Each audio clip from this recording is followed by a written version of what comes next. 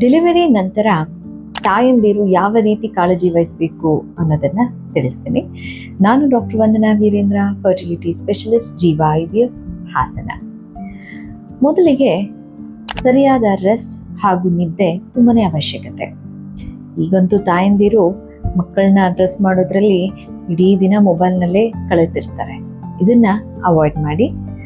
ಮಗು ಎಷ್ಟು ಚಂದ ಕಾಣಬೇಕು ಅಂತ ನೀವು ಬಯಸ್ತೀರೋ ಅಷ್ಟೇ ನಿಮ್ಮ ದೇಹ ಕೂಡ ಹೀಲಾಗಬೇಕು. ಸೊ ಹಾಗಾಗಿ ಮಗು ಮಲಗಿದಾಗೆಲ್ಲ ನೀವು ಕೂಡ ನಿದ್ದೆ ಮಾಡೋದು ಒಳ್ಳೆಯ ಅಭ್ಯಾಸ. ಎರಡನೆಯದು ಹೆಲ್ತಿ ಡಯಟ್ ಹಾಗೂ ಫ್ಲೂಯಿಡ್ಸ್. ಕೆಲವೊಂದು ಕಡೆ ನೋಡಿದ್ದೀನಿ, ತಾಯಂದಿರಿಗೆ ಬರೀ ಹಾಲು, ಅನ್ನ, ಬೆಲ್ಲ ಕೊಡ್ತಾರೆ. ಈ ಥರದ್ದು ತಪ್ಪನ್ನ ಮಾಡಕ್ಕೆ ಹೋಗಬೇಡಿ. ಪ್ರೆಗ್ನೆನ್ಸಿಲಿ ಯಾವ ರೀತಿ ತಾಯಿ ಹಣ್ಣು, ತರಕಾರಿ ಹಾಗೂ ಜ್ಯೂಸ್ಗಳನ್ನ ತಗೋತಿದ್ರೋ ಅದೇ ರೀತಿ ನೀವು ಡೇ 1 ತಗೊಳಕ್ಕೆ ಶುರು ಮಾಡ್ಬೋದು.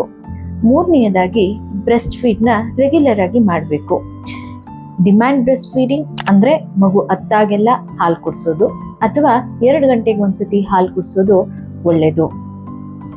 ನಾಲ್ಕನೆಯದಾಗಿ ಪರ್ಸನಲ್ ಹೈಜೀನ್. ಡೇ 1 ಸ್ನಾನ ಮಾಡೋದನ್ನ ಅಭ್ಯಾಸ ಮಾಡ್ಕೊಳ್ಳಿ. ಕೊನೆಯದಾಗಿ ರೆಗ್ಯುಲರ್ ಫಾಲೋ ಅಪ್ಸ್ನ ಮಿಸ್ ಮಾಡಕ್ಕೆ ಹೋಗಬಾರ್ದು. ಇನ್ನು ಜ್ವರ, ಎದೆಗಟ್ಟಿರೋದು ಹಾಗೂ ಹೆಚ್ಚಾಗಿ ಬ್ಲೀಡಿಂಗ್ ಆಗ್ತಿದ್ರೆ ನೆಗ್ಲೆಕ್ಟ್ ಮಾಡಕ್ಕೆ ಹೋಗಬಾರ್ದು. ಇಮಿಡಿಯೇಟ್ ಆಗಿ ಡಾಕ್ಟರ್ನ ನೋಡಬೇಕು. ಇನ್ನು ಹೆಚ್ಚು ಫರ್ಟಿಲಿಟಿ ಮಾಹಿತಿಗಾಗಿ ಜೀವ IVFನ ಫಾಲೋ ಮಾಡಿ. ಧನ್ಯವಾದ.